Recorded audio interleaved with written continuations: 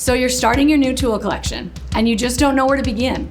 There's a lot to choose from, and we're here to make sure your new tool collection has everything you need. I'm Shannon, and in this episode of The Beginner's Guide, we're going to talk about the top tools that every beginner DIYer needs. And by the end of this video, you'll have a basic understanding of the most essential tools for your collection. Welcome to The Beginner's Guide with Ryobi.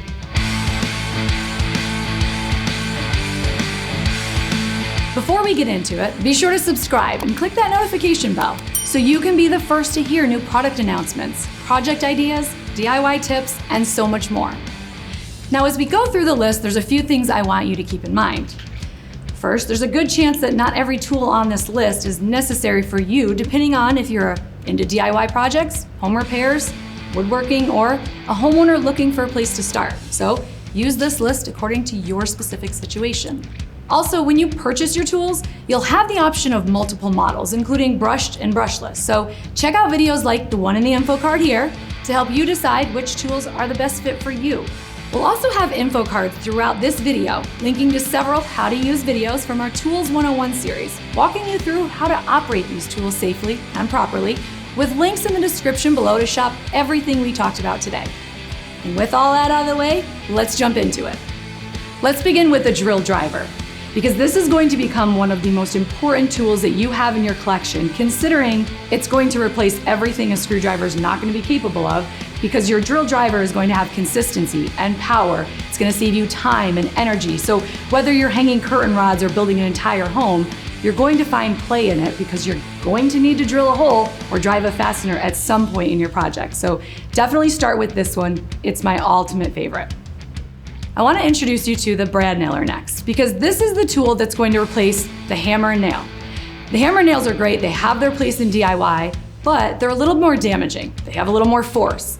This is going to allow you to do projects that require more consistent finishing. So if you're building something, you know that this is not going to damage the material itself and give you that polished, concise, consistent finish. Let's imagine you start exploring things like finishing work. So you've got baseboard or trim or molding.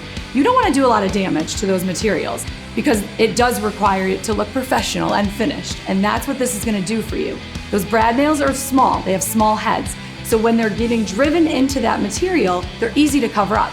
Maybe a little bit of spackle or wood filler, and boom, you've got yourself this great look on all of your molding or trim or baseboard. Next is the Orbital sander. The reason you're gonna love this is because we've all seen projects that require sanding. And when you're doing that by hand, it becomes exhausting.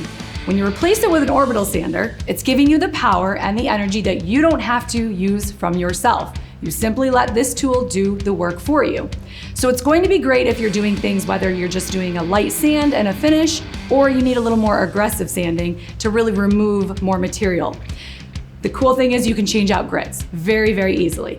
So once you change out the grit, you're changing up the entire project and what you need to accomplish. So this is going to replace the idea of hand sanding. You'll never grab a piece of sandpaper again once you start using this. Now we have the crown stapler.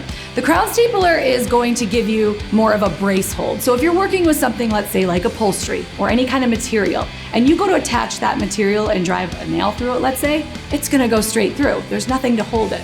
But the crown stapler is gonna give you a staple that, think of it like a bridge. It's gonna actually bridge over that material to hold it securely, and you're gonna be able to do some pretty cool things with that. So if you wanna start exploring things like furniture restoration or any kind of upholstery or material projects, go ahead and get yourself that crown stapler. Finally, your miter saw.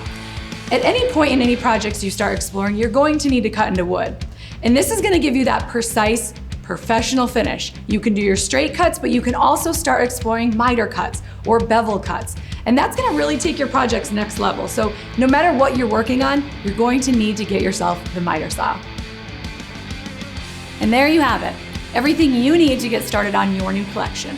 And the best part is there's so much more to learn, and we're excited to be with you every step of the way.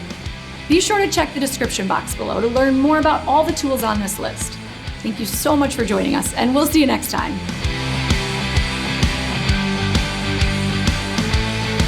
Thanks for joining us on this episode of The Beginner's Guide with Ryobi.